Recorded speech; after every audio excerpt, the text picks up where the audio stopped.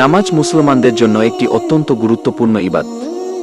এটি শুধুমাত্র আল্লাহর প্রতি আনুগত্য ও উপাসনার প্রকাশ নয়, বরং আমাদের জীবনে শৃঙ্খলা, ধৈর্য ও সাফল্যের অন্যতম মাধ্যম।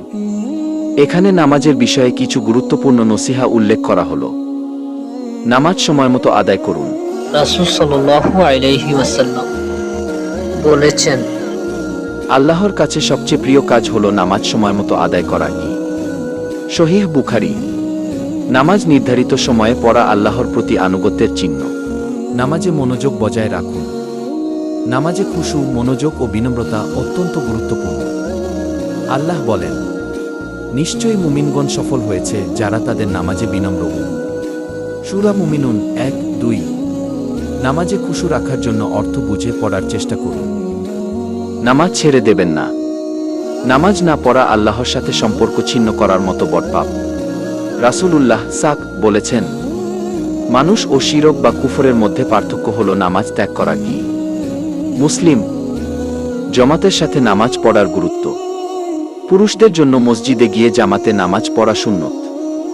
রাসূলুল্লাহ সাক বলেছেন, জামাতে নামাজ একাকী নামাজের তুলনায় ২-৭ গুণ বেশি সওয়াবযুক্ত।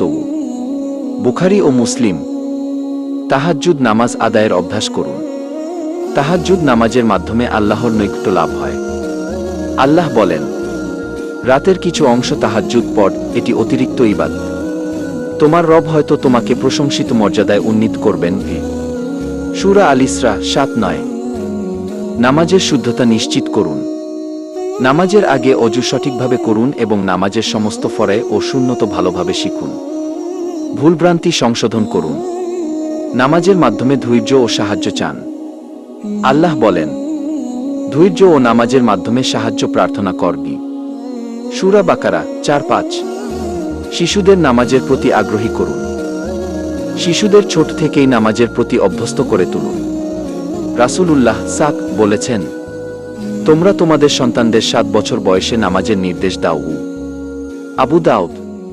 নামাজে নিয়মিত থাকা একজন ভালো মুসলমানের পরিচয়। নামাজ একজন মুসলিমের ঈমানের মান প্রকাশ করে।